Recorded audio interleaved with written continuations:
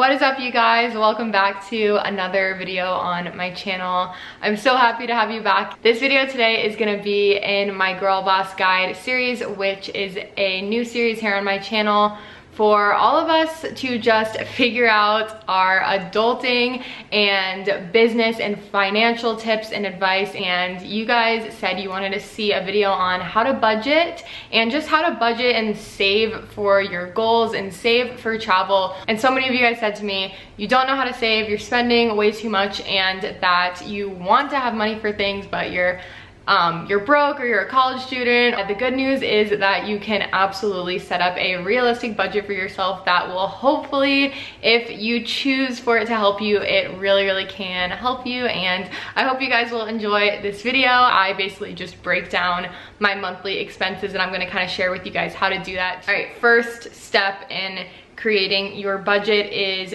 to understand your personal financial situation. Now, what I say to you guys about my personal financial situation and what has maybe things that I use and things that I have in my budget, that might be totally different than your budget, because we have different incomes, you know what I mean? We have completely different lives, different financial situations. So you really do need to take the first step of being realistic when you are creating your budget or starting to think about your budget. Be realistic with your financial situation, the money that you have coming in, and the expenses that you have to pay as well. All right, step number 2 to take creating your budget. The first thing that you need to do, which might sound pretty simple, is calculate your total monthly income or your average monthly income if you have a job that it fluctuates a little bit.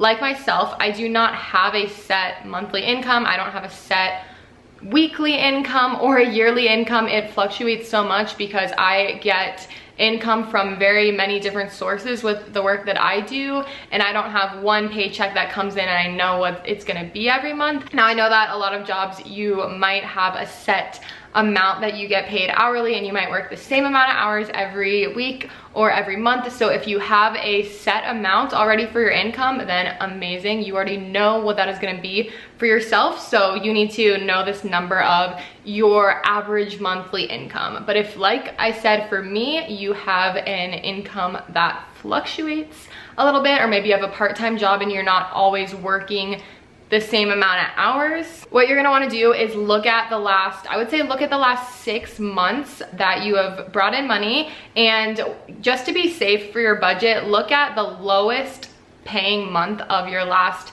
6 months. If you really want to, you can go back a year. If you know how much you've been paid every month for the past year, I would recommend going back at least 3 or 6 months and getting your lowest income that you made and making your budget based off of that income. You just want to be safe when you're creating your budget so that you're not calculating for an income that you might not make if you have a slow month, or if something happens where maybe you can't work as much or whatever it may be. So calculate your budget based off of the lowest income based off of the last 6 months if you have a fluctuating income like myself, just to be safe, because you never know when there might be a slow month, like I said. All right, after you know your average monthly income, that is a number you're gonna wanna write down. You can type out your budget. I just use like a Google Drive document for my personal budget, but if you wanna like hand write it and if that's your thing, you can totally do that too. So now once you have that number, you are going to want to add up your average monthly expenses, which is the second big number you need to be aware of when creating your budget: your income and then your expenses. You're probably gonna wanna spend a little bit of time on this, getting into the nitty gritty so you can have an accurate amount, because if you have no idea how much money you're spending per month and you're just like throwing out money everywhere, then there's not gonna be a real way to calculate your average expenses. So what I recommend doing is looking at your most recent 3 months of bank statements, credit card charges, basically everything you've spent. If you do spend money in cash, it's gonna be kind of harder to do this because you're not gonna really be able to go back and look at all the money that you were spending if you didn't have it tracked on, you know, your banking app or your credit card statement, if you use a credit card or whatever it is. I personally use a debit card for like 95% of things that I purchase. Pull up your statements online, or if you feel like printing them out, you can print them out. And this probably is going to sound not very fun to do, but kind of try and make it make it interesting, make it fun. Just be like, if I do this, you know, it might take me a little while, but once I do this, like, I'm gonna know exactly how much money I'm spending on an average month, and that's gonna be so helpful to me to actually know that versus just have no freaking idea how much you're spending. I say take 3 months, because if you just have 1 month, it could have been that you had 1 month, for example, December, like December was a recent month that you would go back to. Christmas is in December, and you might have spent extra money on going home to visit your family and buy gifts for people and holiday things. So that's why I'm saying look back at 3 months, so you don't just look back at 1 month and it could be totally different from what you were spending the month before or the month after. So look back at, on average, of 3 months of bank statements, add in all the money that you spent for those 3 months, and then average it. So you have an average monthly expenses amount. I can't stress how critical this step is if you really do want to have an accurate budget for you. All right, so once you have your expenses, you are going to want to divide those expenses into basically your necessary expenses and then your unnecessarily more frivolous expenses that you could go without. So for example, I'm gonna go through my monthly expenses for you guys. These are things, your monthly expenses are things that you have to pay every month, and they're never really gonna be negotiable. They're always gonna be there, and those are the things that you need to pay so you can have spending money, hopefully. But my monthly expenses are rent. I have written here Idaho Power, which is my power bill. That's the only utilities I pay for my house, which is nice. But whatever utilities you have that you might or might not have to pay, that's gonna be a monthly necessary expense. And then I have dog food. Obviously, I buy dog food every single month for my pup, and I pretty much know how much it's gonna be every month. I have a Lyft slash Uber. I personally just use Lyft. I have a Lyft slash Uber tab because I do not have a car at the current time being, so that is how I get around to places a lot of the time. And then I also have groceries and alcohol purchased. Now you can separate these if you want, but personally when I go grocery shopping or go to like Trader Joe's or something, I'll buy like wine and stuff at the same time as I'm buying food. So I factor that into one thing. And then I do have another tab for eating slash drinking out. So that's a separate one for me. Now that's not something that is necessarily a necessary expense, but I'm reading you guys just I know I spend money on these things every month, like food and alcohol are grouped together for me. And then I have eating and drinking out, which is not a necessary expense, but something that, like I said, something that I know I'm gonna spend money on every single month. The next one I have is Depop supplies slash extra shipping costs, which is just like a business expense for my Depop. I spend a little bit of money on that every month. And then I have an amount for my nails, including tip, because a lot of times if you don't factor that in, that's gonna be an additional like 10 or something or however many dollars. So I get my nails done at least once a month, and depending on if I'm getting just nails or nails and toes, I have an amount set for that. And then I also have my gym membership, which is just the YMCA. That's pretty inexpensive. I pay that every single month. And then I also have Spotify, which is, you know, if you had a phone bill, which luckily my dad still pays my phone bill. It's on a family plan, which is like so freaking nice of him. I literally don't even know why he still does that. Thank you, Dad. But if you had a phone bill, or you have to pay for your Netflix or your Spotify or your SoundCloud or literally any of these things that might be a monthly charge for you, my personal only one that I pay for out of my own pocket is Spotify. You are gonna wanna add up all of these monthly things. So this is why it's really important to go into your bank account and see what you're spending big amounts of money on, because if you just try to guess, you're probably gonna forget some things. Like I wouldn't necessarily think dog food, I need to put that into my budget. Like for some reason, I might just forget some things off the top of my head. I might not think of that $10 that I spend on Spotify every month just because I don't think about it. It's like an automatic payment, but make sure you know these amounts and you're gonna want to add them up. What I did is just added them up, created how much money that is, and that basically is like, that amount is gonna be your minimum monthly income because you need to at least be bringing in that amount of money to be able to pay your bills and pay your monthly expenses every month.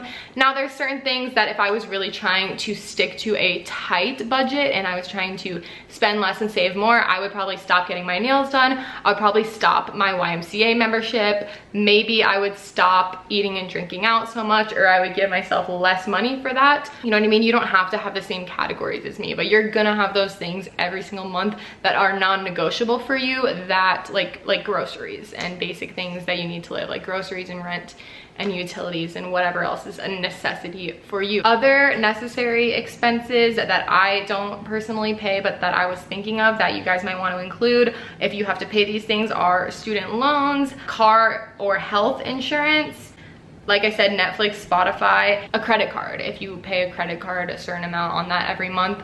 I luckily paid off all my credit cards last year, and I am not really using credit cards anymore at this point in my life, but that would have been something, like my Amex would have been on there previously for my monthly expenses, like however much I wanted to put towards that when I was paying it off. I think I need to make a whole separate video on credit and credit cards because it is like a huge topic that I feel like not enough people talk about, especially being young and getting a credit card. What I was saying was you're gonna group your expenses into necessary monthly things that you pay every month, and then those things that are a little bit unnecessarily and frivolous, such as shopping or, you know, like getting new makeup or taking your friend out for a drink. So once you have all of these things figured out, like I said before, you're gonna wanna have one number that is your average monthly income, and then another number that is your average monthly expenses. And hopefully, if you are trying to stick to a budget, you would have your expenses be lower than your monthly income, so there was extra money for a rainy day, or for when you spend a little bit more going out one night, or for maybe if your pet or yourself gets sick or whatever the crap it is.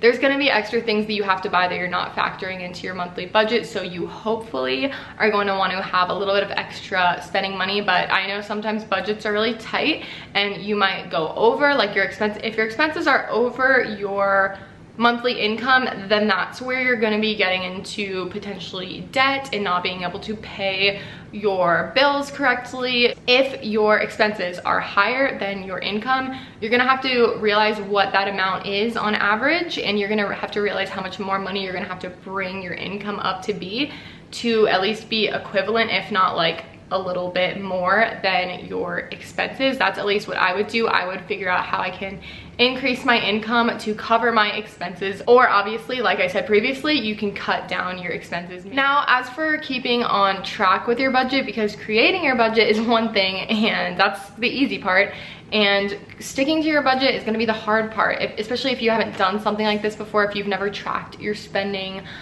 So there are a couple ways that I would recommend that can easily help you. The first is using an app that tracks your expenses for you. Now, again, this is really only going to work if you're not primarily using cash. If you're primarily using cash, the only way to really track your expenses would be physically writing it down. So writing that down, if your job happens to be like maybe you work as a waitress or something and you get a lot of cash, I would write it down if you're trying to track exactly how much you're spending. But if not, if you use a credit or a debit card or something, like that's personally what I do, then I would use an app such as Mint or Capital, Capital with a Q. I haven't personally tried Capital, I use Mint, but I know a lot of people love the Capital one, and I'm pretty sure both of these apps are free in the App Store, and you link your bank accounts and your cards. If you're gonna do this, link everything. I have my PayPal linked. I have my Acorns app linked, which is like my savings and investment.